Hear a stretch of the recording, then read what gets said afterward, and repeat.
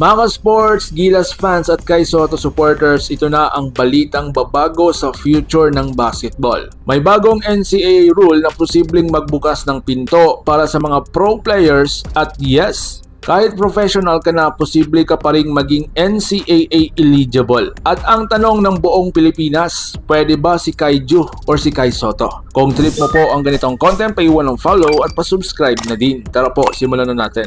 Mga ka-sports, kung hilig ninyong bumili ng mga Gilas jersey, Gilas accessories at mga gamit na pang basketball, habang nanonood po kayo sa aking mga videos, kindly check this basket on this lower part ng ating video at magpa-pop up yung ating mga items sa gilid. Mga legit po yung mga items dyan and see to it po na makabili po kayo ahead of time kasi meron po yung mga discounts and mga promos depende po sa seller. And also, kunting suporta din as a content creator po. Salamat!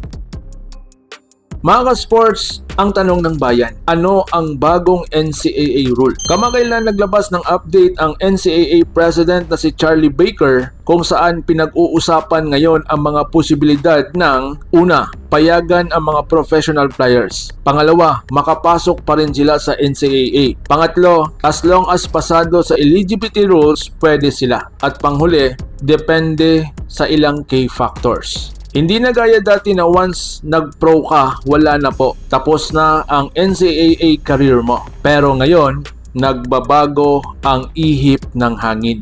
Mga ka-sports, bakit ginawa ng NCAA ito? Simple lang, may tatlong rason. Una, para hindi daw maagaw ng mga international leagues ang mga talented nilang players. Pangalawa, para mas dumami ang high-level athletes sa college. At panghuli, para i-level ang competition laban sa G-League at overseas leagues. Mga ka-sports, take note ha, may case ng mga Croatian player na 4 years pro pero ngayon ay NCAA already playing. Meaning, hindi imposible. So ngayon mga ka-sports, ang tanong ng sambayanan, pwede ba dito si Kaiju or mas kilala nating Kai Soto? Ito ang pinakamainit na tanong ngayon. So ngayon mga ka-sports, teka muna, let's break it down. Una-una, ang edad ni Kai Soto, 23 years old pasok. May experience na siya sa international games kagaya ng Japan, Australia, Philippines, NBA G-League. And sumunod, still considered as a young talent. And lastly, NCAA needs big man. Kung papasok siya sa NCAA, magiging exposure pa niya ito sa mga NBA scouts. Mas structured ang kanyang training, mas stable ang system, at yes,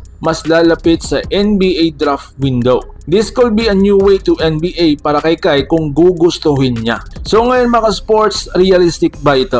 Let's reality check mga ka-sports. Hindi po ito automatic ha. May mga key factors pa rin tinitignan. Una, amateur versus professional contract nature. Pangalawa, ilang taon na naglalaro siya as a pro. Pangatlo, ang kanilang country rules and NCAA division regulation. And lastly, eligibility clearance. Mga ka-sports, pero ang pinaka-importante dito, hindi po sarado ang pintuan. May chance po at sa basketball career ni Kai at any chance is big opportunity. So ngayon mga ka-sport, ano ang meaning ito sa ating mga Pinoy players? Mga ka-sports ha, take note, hindi lang ito tungkol kay Kai. Meaning nito, mga ka-sports, mas maraming Pinoy na nag-pro sa ibang bansa. Pwede pa rin bumalik sa NCAA at maka-experience sa US college basketball. Mga ka-sports, this is huge para sa future ng Philippine basketball. So kayo, kung ikaw si Kai Soto, papasok ka pa ba sa NCAA kung pwede? O tuloy-tuloy na sa professional path? Comment your thoughts below at don't forget to like, share, and subscribe. Gilas Pilipinas, laban Pilipinas po. So paano? Ingat po kayo.